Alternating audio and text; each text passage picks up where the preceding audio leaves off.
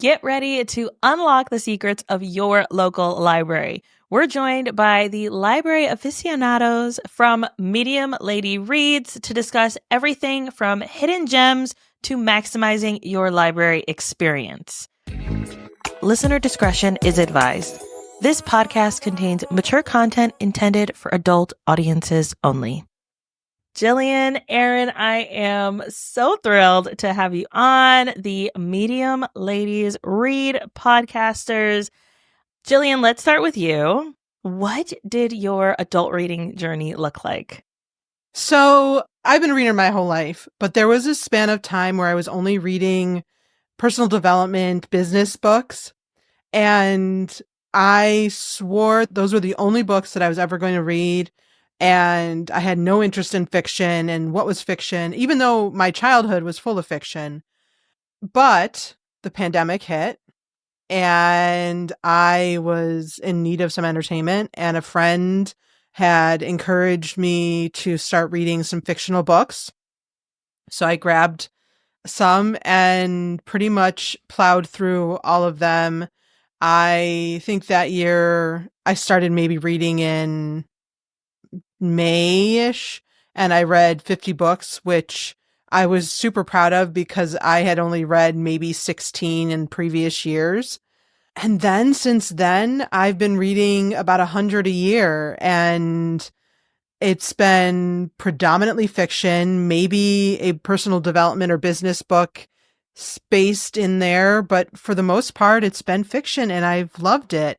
Even with the lulls that I hit, it doesn't stop me from picking up another book. It's kind of like, okay, so that book wasn't great. I didn't really love it, or I'm not really feeling reading right now, but I'm still going to pick up a book. I'm still going to have a book in process. And that is pretty much how things are today. Oh, I love that. Erin, what about you? Yeah, I mean, not too dissimilar to Jillian's journey as an adult reader. I've definitely been a reader all my life and also been a library user my whole life as well.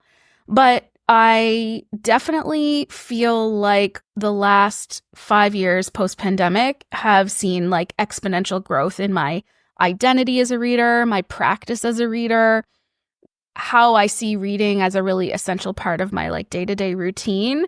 Definitely started in April of 2020. So on Medium Lady, which is my Instagram account, I give myself a monthly plan, and it's usually for self-care, and it's usually light-hearted things that I feel like are really going to kind of meet me where I'm at every month.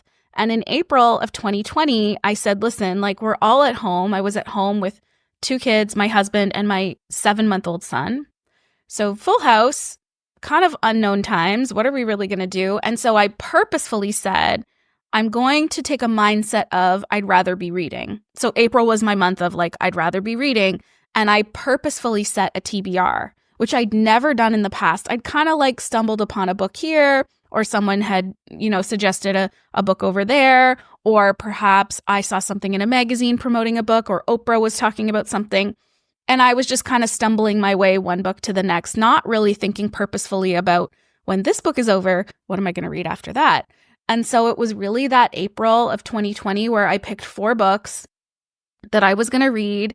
And they were not intense. I think one of them was a cookbook. One of them was 3 Women by Lisa Taddeo. There were 2 other books.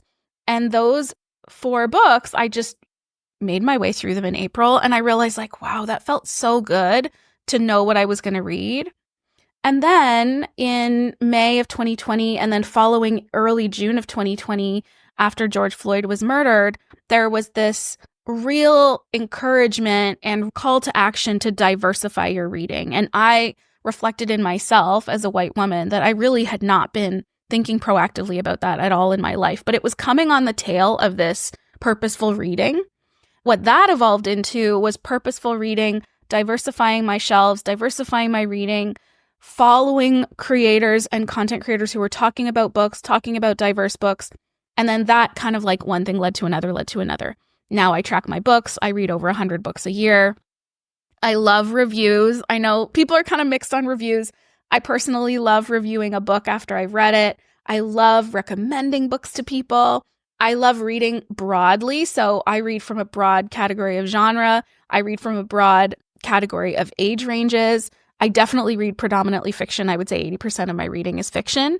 And this year, about 45% of my reading is diverse. So now I like track mathematically what I'm reading, and I cannot live without it. So it's a huge thing. My kids have grown up in the last 5 years seeing me read all the time. It's influencing them. And so, yeah, it's kind of taken on a life of its own, but I wouldn't be who I am right now without that part of my identity really intact and really nourished and thriving. Yes. Oh, it's so powerful, I think, reading as an adult and like coming to love reading in a different way and then being like, oh, wait, I should probably be more intentional about this. Let's go ahead and reassess where we're at. I know I definitely had my moment of that as well. Even as a woman from the BIPOC community, I was like, wait, I'm not reading as diversely as I want to. It was definitely a wake-up call, and I was really disappointed with myself and my numbers, but it was seeing those numbers allowed me to say, how can I do better? And that's where I think tracking our reading is such a powerful tool to help us be more curated and like, I'm a mood reader. I cannot set a TBR. I get very finicky about that, but I can still be really intentional about what types of authors I'm reading and borrowing from my Kindle Unlimited account. But libraries, that is such a powerful tool. And I don't think I really realized the power of the library until I was a intern in New York City, barely any money. It was like just needed entertainment and had no money to go out and have fun and do stuff. And so me and my roommate, we'd go to the local library and we would borrow books and we would borrow movies to watch on a very old laptop that I had. And like, it was dorm-ish living in New York City. And so that's where I was like, oh man, the library is so awesome. And then having kids and being like, wow, our library, especially homeschooling our kids, our library has so many resources for homeschooled kids, so many resources for little ones.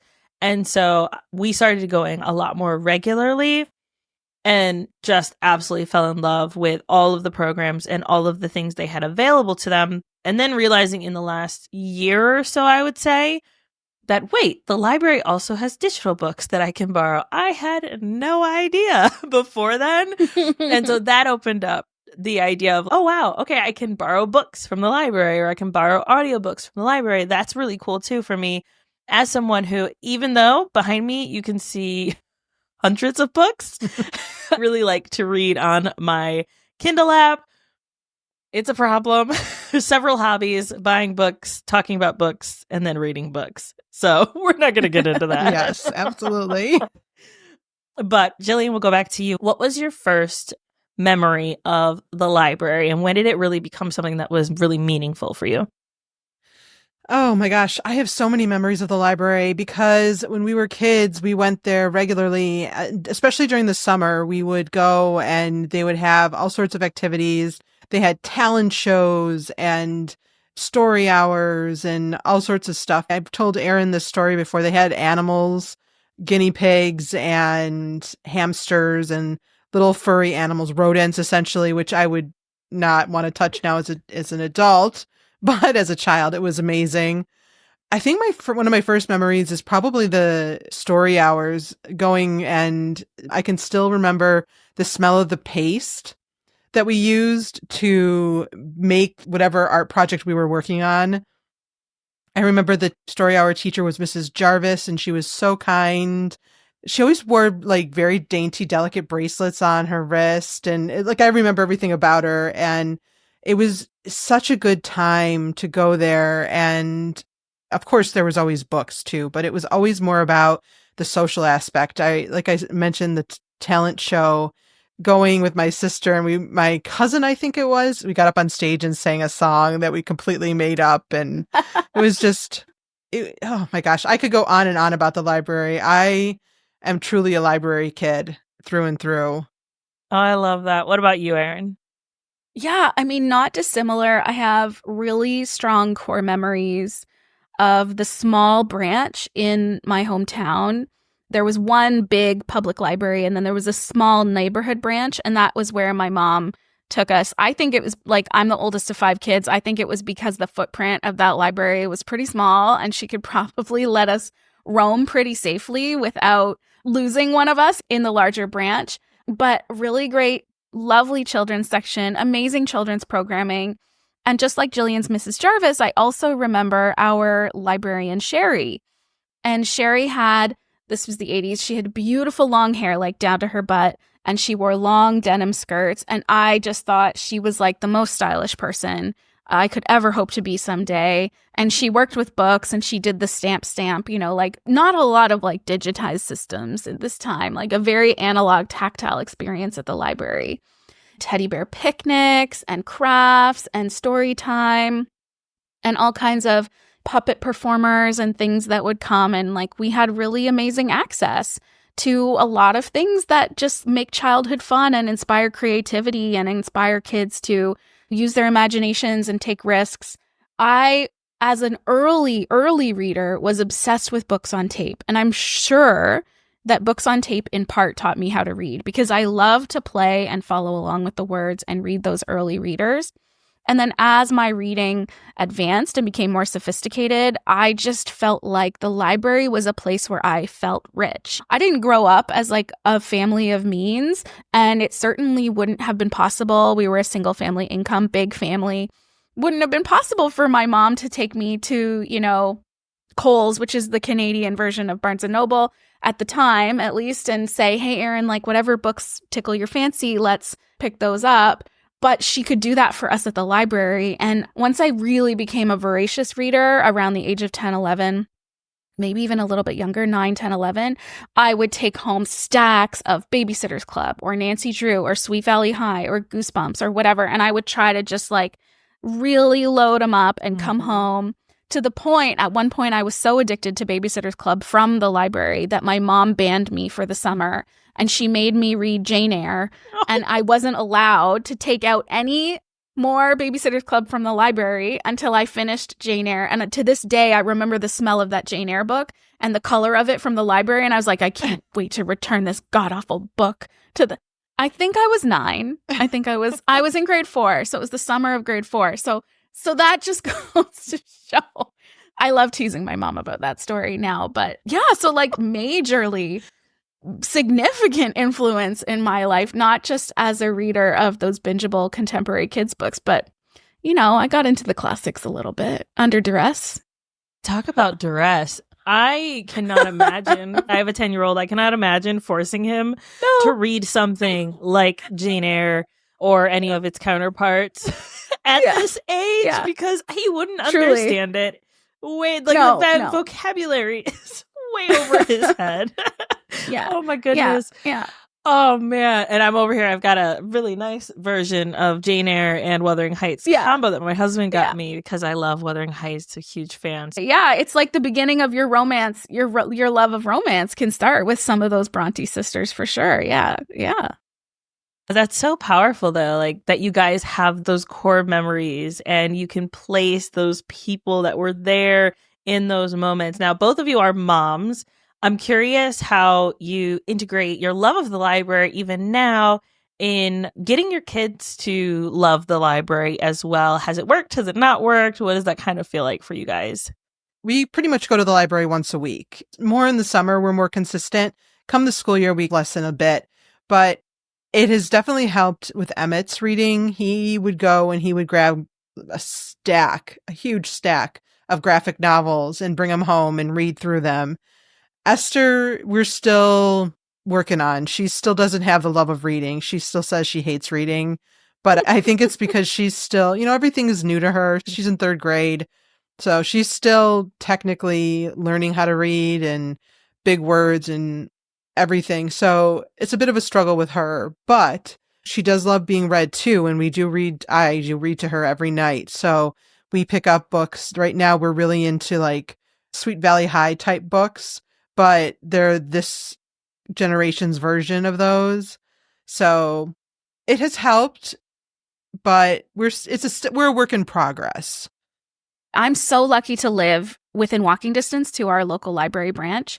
And I'm also lucky it's a very small footprint as well. So I also have that experience as a mom of just like, let's go to the library, run loose. I really don't care what you do so long as you're not being like loud, disrespectful, or dangerous.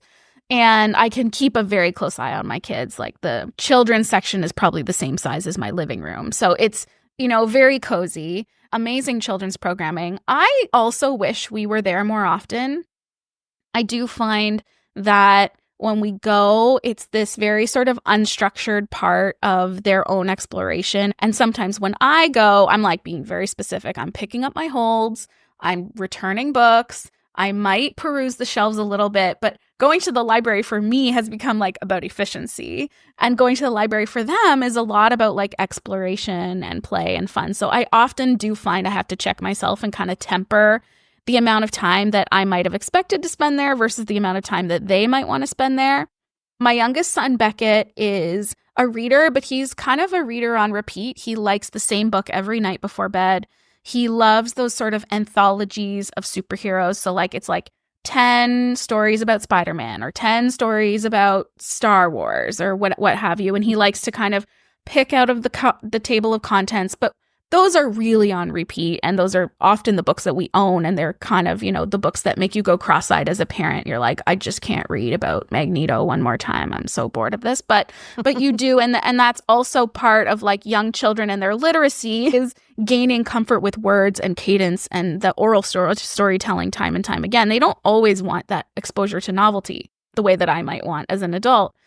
My middle son, Henry, is really gotten into children's contemporary fiction, what I would consider middle grade fiction. So chapter books that take kids through a plot that probably has 3 acts, maybe altogether. He just recently finished the Wild Robot series. He's moving on to the One and Only Ivan series. Henry is who I would call my reader, but that's probably just because he reads in a way that I identify with. And so I also kind of like pay attention to that as a parent. Now, the other thing that we talked about the library as like a physical structure we've benefited from as a family. The other thing I've really benefited from as a mom is Libby and Hoopla, which are 2 library apps. They're licensed library apps. It's usually Libby. There may be other programs that provide you licensed book content, digital content online, and Hoopla is another one. And my son, William, is a voracious reader. Again, he's like Beckett. He's got on repeat the Harry Potter audiobook series. So he has probably read on audio the entire audiobook series of Harry Potter at least 4 times through.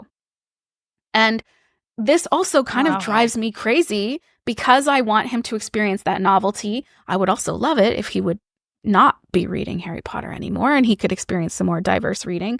But I'm trying as a mom to meet him where he's at. And I also am carrying that experience of Jane Eyre and my mom telling me I had to stop reading Babysitter's Club. So I'm also kind of, trying to mediate that a little bit. But he wouldn't have access to those audiobooks without the library because they're audiobooks that are accessible through those apps. And so, yeah, that's kind of how the library is helping me raise readers as a parent. And I do find that it's sometimes a little bit less about like the physical structure of the library the way it was when I was a kid. And it is becoming more about my kids' accessibility to varieties of content, to varieties of authors and variety of points of view as they get older. So for me as a parent, I have found, and my husband tends to take them during the week since he homeschools them. But when we all go, the first thing they want to do is they want to go to the iPad station. Yeah. Our library recently moved to a very large place. And so it is like huge. The whole bottom floor is the children's section. There are rooms off to the back where it's not like one Saturday a month.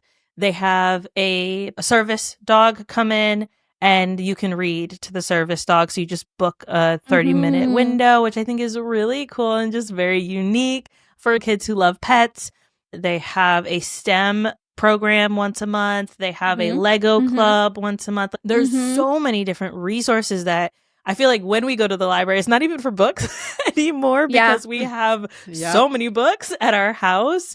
Like when I think about the average person having 12 books in their house, I'm like, nope, that's not even close to what we have between my own collection and then looking at the kids' collection. When they were very little, we joined the, why can't I think of what it's called? It's the Dolly Parton Railroad reading thing. Yeah, I know what you're talking about. I don't know what it's called. Imagination something. Anyway, so that's fantastic. If you're a new parent, check that out. You get a free book every month for your kid up until they're, I want to say, age 5. So highly recommend if you're looking, and there's a really diverse collection that you get, which I really loved a lot when we were doing that program. Now our kids have aged out of it, but we have all those books still that we can go back and read.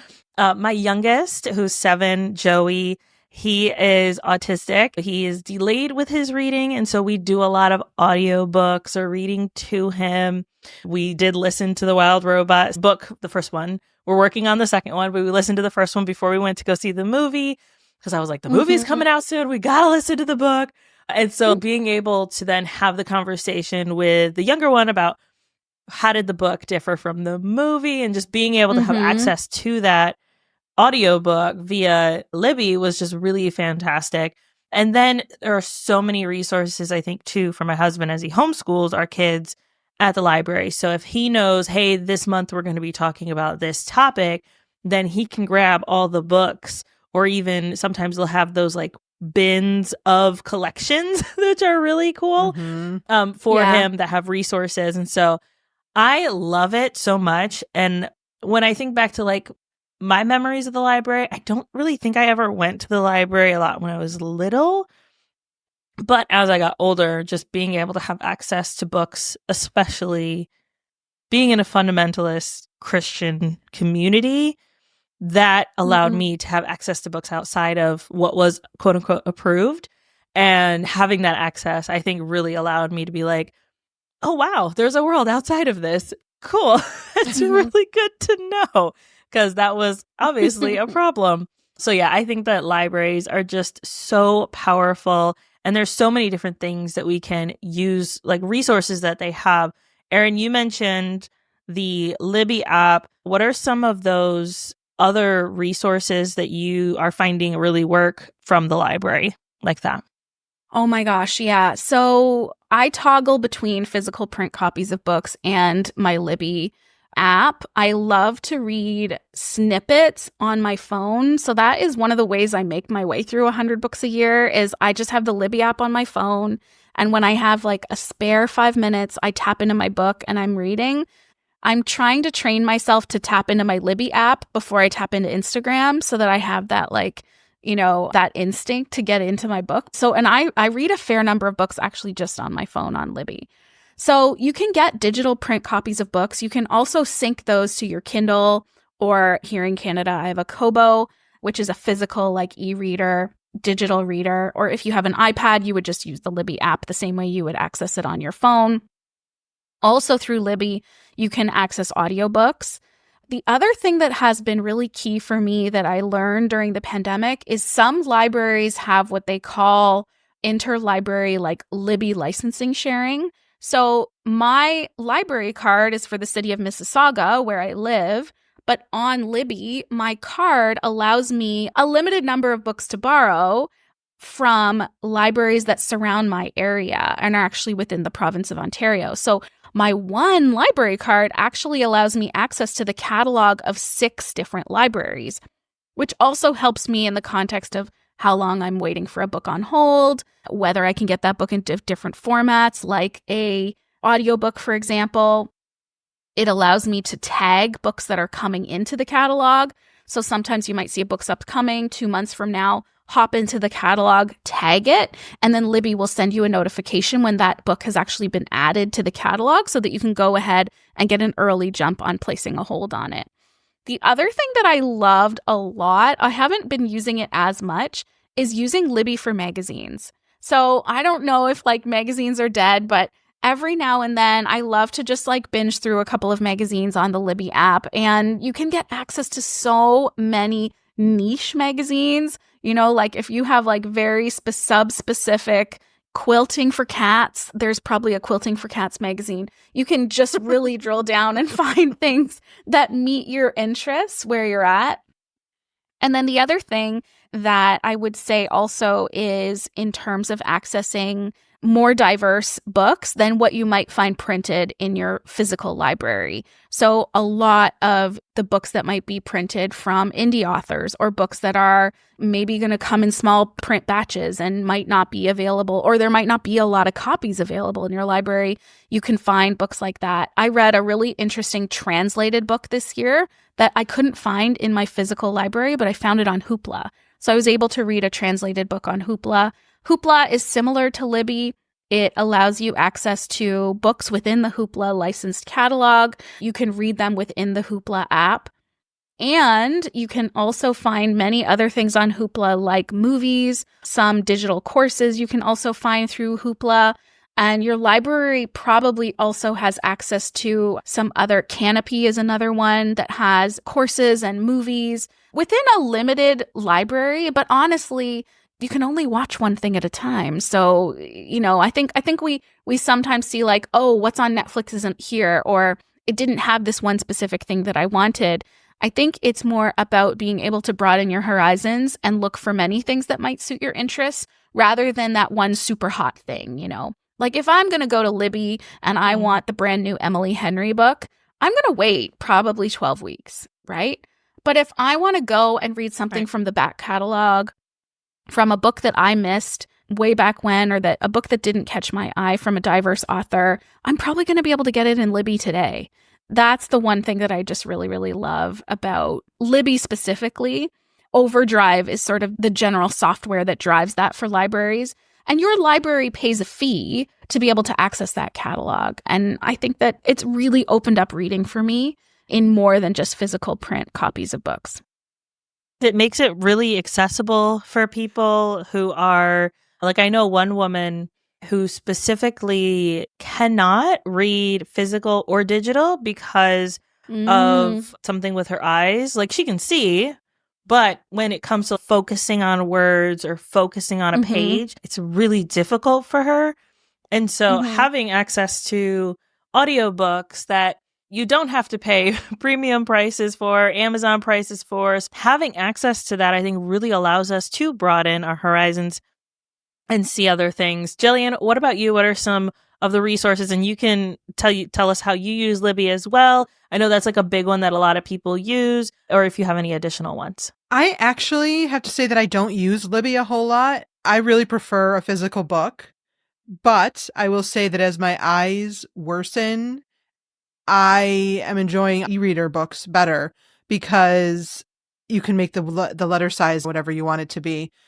So I probably will start utilizing Libby a bit more than I have been. But outside of that, we like to go to the library and use, especially in the summer, not so much during the school year, but during the summer, they have activities where you can, take part in them. So we missed it. There were too many people signed up, but they had one for Taylor Swift where they had the kids come and they can make friendship bracelets and listen to Taylor Swift music. My daughter wanted to go so badly, and I dilly-dallied and never made the appointment on time, so they ran out of space. But we like to do those types of things where we'll go and have paint classes and the story hours, although both of my kids have aged out of story hours now, but they still have the story hours. And every week, the library that we go to, the location we go to, has an arts or craft out on a table that the kids can color. You can take it home. During the pandemic, because kids weren't really coming in or they weren't really letting people into the library, you could just come in and get a packet, and they had the whole arts and crafts thing packaged up for you that you could take and go, which my kids absolutely loved at the time.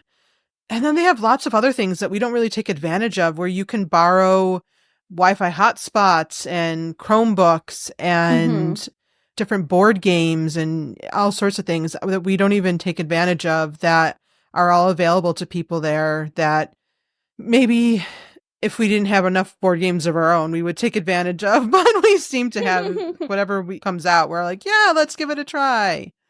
But yeah, I think our favorite is definitely taking part in those activities that they put on in the summertime mainly. Yeah, I love the library for that. Ours recently started offering where you could borrow puzzles. And I thought that was such a unique thing that I don't think I've seen before. And they were asking for donations. And I was like, man, if I didn't Mod Podge all of my puzzles that I do, then I would totally donate them. But they're stuck to walls, so too bad. I just love sitting, and this is something that I was actually telling my husband this morning, something I wanted to do this weekend to just recharge, reset, have a moment of doing something that I love to do. And I plan on listening to a Kennedy Ryan book while I do a 1,000-piece puzzle. Come bother me. It's fine. That sounds like Yes. heaven. But yes, libraries have so many resources that we can use. And I think that they really allow communities to come together in an impactful way as well. Like I think about the summer bash that our library does every beginning of summer, where they start their summer programs. And so many people show up, and they're trying to get people involved and get people back into reading, and also being able to like take my kids and say, hey, I'm going to work for an hour. You go ahead and play on the iPads or go look at the books and sit down and color or read, and giving them that space to be able to like get outside of the house and do something different and be around other people, I think really helps. And then also giving that, like I said, sense of community, but then also being able to have diverse conversations and seeing other people rather than just seeing people that are in our circle and people that are part of our community. What are some of those lesser known resources that you have found that your library offers? I think the biggest one that I found recently is that they are now lending out Chromebooks and hotspots. And I know I just mentioned this, but that to me, if they had that, thankfully during the pandemic, we had access to Wi-Fi and internet and we were fine. But I know that a lot of people would have benefited from having that access during the pandemic, because with everybody in homeschool, not everybody had access to Wi-Fi or internet, and were lost, at how to go through school. I know some libraries in our area do lend out tools as well, which is neat, but I don't think our location does. And I don't really venture into the other ones. I'm surrounded by 3 or 4 that are technically in my neighborhood, my, immediate area, but I like the one we go to. So I stick to it. What about you, Erin? What are some of those lesser known resources that you found? Well, I mean, just for fun to be able to answer this question, I subscribe to my library newsletter, which I would recommend to anybody listening. If you're like not really sure if your library offers the things that we're talking about, subscribe to their newsletter, and you're going to probably get a bi-weekly or a monthly newsletter that's like, hey, here are some things that we want our library patrons to understand is coming up and things that we know. So here's something. I got this email yesterday. These are some of the things happening in my library. I do live in a pretty large urban city, but that being said, there is a comic expo that's going to be happening next weekend. There is an author talk series. The author is talking about his novel, which is about history and examining history. So if you're into history and you want to hear an author, you could go. There's programs for teens created by teens. So there's some teen programming by the Teen Advisory Group. I didn't know the Teen Advisory Group was a thing. I'm not a parent to teenagers yet, but maybe that is actually something I should know about as my kids get older, right? We talked about our kids aging out of the storybook programming. Turns out the library doesn't forget about you once you get too old for story time. There's also a library pop-up. So they've created a library in a space that doesn't usually have a library. And I actually happen to know that this is an area of the city that has been affected by construction of another library. So they've created a pop-up. So didn't access.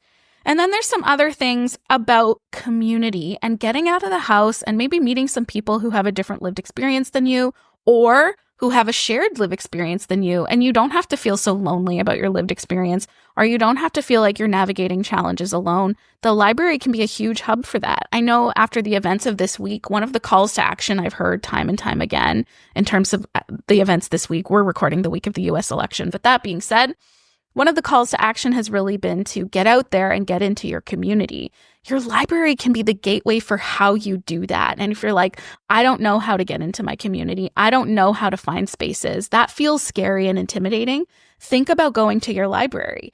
My library has a manga book club. Who knew? My library also hosts a wellness series for newcomer women to Canada. What an amazing thing for newcomer women in my community to have a wellness series provided by the library. So again, and that's just from one email update, and I'm sure there's more things that I'm not even aware of. And so I guess maybe in terms of the things that your library is doing, the sky is probably the limit. And borrowing books is the least you can do at the library. And the most you can do probably depends on what season of life you're in, what your needs are, and how willing you are to sort of let your library meet you where you're at. I actually had a reminder. I was just looking at my library website because I don't know if we have a library newsletter. So I'm trying to find out if we do. But I was reminded that we also can suggest a purchase. It's super simple where you just go in and you give your library ID number and the title of the book, the author, the ISBN number, and where you want to pick it up. Most of the time they approve them. I think our library does within 3 years. If the book is older than 3 years, they won't buy it. But if it's older than 3 years and they can't find it, you usually can do interlibrary loan then. So that was another one that I just reminded myself of, another service. Yeah. Speaking of holds and loans and requesting books, let's talk tips, tricks, things that are really working for you guys to be able to do that. Because I know a lot of people might go to their website and think, what am I looking for? What am I doing? I've got the Libby app, but I want to be able to figure out more. Jillian, first, what are some very quick and easy ways that you personally use the tools that you have to be able to manage your holds and borrow books and all that fun stuff? So my favorite tip that I learned from Instagram is that when you want a book, like a brand new book is coming out and you're maybe 3 months out from it being published, you can go to your library, most libraries anyway, and you can request that book before it's even in their catalog. Like most books, or rather most libraries will have a placeholder for that book that you can then request it ahead of time and it bumps you to the top of the line. You still may have a small wait, but you won't have as much of a wait as if you wait until the book comes out and then you're putting your name in there. Now, that is a wonderful thing because then you get the new book and you get that new book smell and you don't have to deal with the smell of other people's hands all over the books. But at the same time, Erin's laughing so hard because this comes up in our podcast a lot because I really cannot stand the smell of other people's hands on the books, which is like, why do you love the library so much? Most of the time, if you get a book that has been used frequently, you run into this, but a lot of the books don't. If they're not read regularly, then they just smell like the shelves. Anyway, this is a wonderful thing too, but it also can run into issues because then if the book comes in at the same time as others, you find yourself with a whole stack of books coming in at the same time, and then you have to figure out which ones you're going to read before you return them. That is my absolute favorite trick, and I share it with everyone that I can because not everybody knows about it, and it saves you time, like in the long run when you get that book to finally come in. Yeah, so good. What about you, Erin? What's your favorite tip or trick that you use for the library that maybe people don't even realize? Yeah, my favorite tip is a Libby tip. So Libby has not just a search, but they also have something they call the deep search. And you can use this, again, to find books that the library will probably buy. Not that they've bought yet, not that they have a licensed digital copy of yet, but a copy that they will probably be adding in. And you can, if you use deep search, place a hold on a book well before its publication date. So for example, and I apologize, I really wanted to think of a diverse author, but the first book that came to my mind is Onyx Storm by Rebecca Yarros, which is the third book in the Fourth Wing trilogy.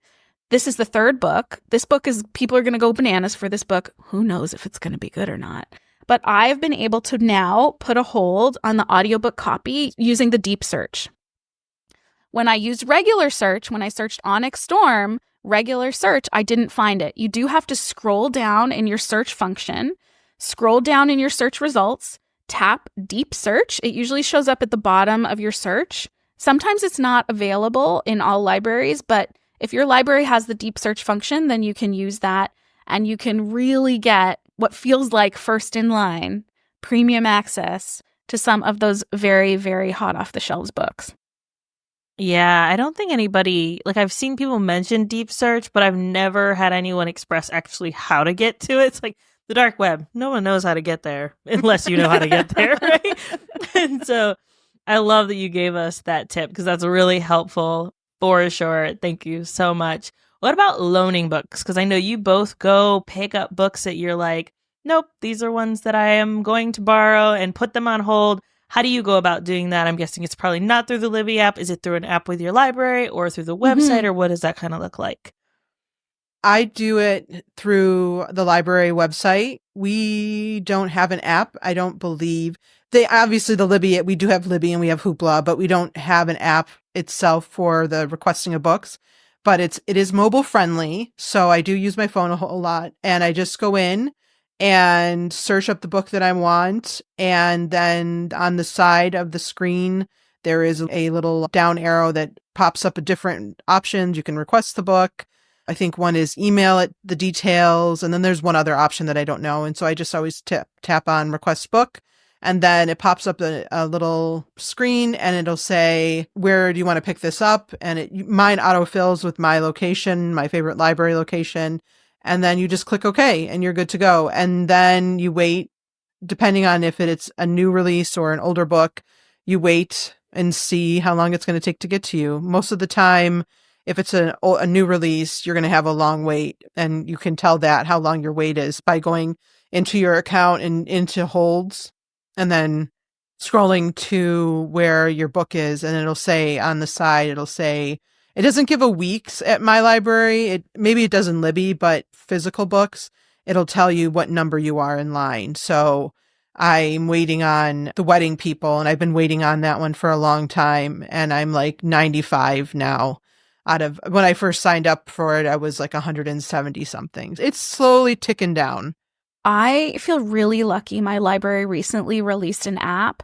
And it feels similar to the web browser experience. So I can't put any physical holds through Libby. Libby is exclusively my digital reading experience. And then I use my library app, but it's very easy. It basically tells me I have like a little dashboard. It tells me how many books are overdue, how many are due soon. I like that because it helps me manage my TBR. If I know what's going to be due soon, then I bump it up in the reading list. It also tells me how many books are on hold that are waiting for me at the library and ready for pickup. And it also tells me if I have fees due. Now, my library is fine free, but there are sometimes fees associated still with using the library. It may be if I lost a book and I need to replace it, for example. The other thing that I love about my library app is that you may have found yourself like in Barnes & Noble or a bookstore, an independent bookstore, and you're like, you know what? I think I'm going to look for that book at the library. That looks really interesting, but I'm not going to buy it. You make a conscious decision not to pay for it. You want to find it in your library. My library app. So normally what I would do is take a picture of the cover, right? Take a picture of the cover and let it languish in your photo roll until you never think about it again. And you're just trying to create space on your phone and you delete it and you never get to that book. So my library app in the search has a search function, but it also has this little barcode. If I tap on the barcode, it opens up a camera that my camera app, and my camera can scan the book barcode and search my library catalog for the book in real time. So like if that's not a gateway drug, I don't know what is in terms of borrowing books at the library. But I am really, really proud and really excited about what our library is doing. I feel like this is a very contemporary library experience in this app, and I appreciate that.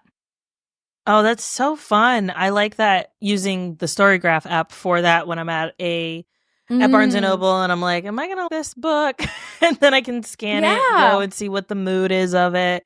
Is it something I'm going to like? And then they have the AI generated section where it'll tell you, hey, you read similar books. If you liked these, then you'll enjoy this book. Or you said you don't like informative books. People have said this is informative, so it might be something you're interested because of this, but it might be outside of the realm of something you want. And so I really like the Storygraph app for that. But now I want to check and see if my library has an app, because they've got so many resources and things. I'm like, you got to have an app now, guys. Come on. Yeah, I think it would be so good. So before we say goodbye, tell us a bit about your podcast. Tell us how it started, what people can expect from your guys' show.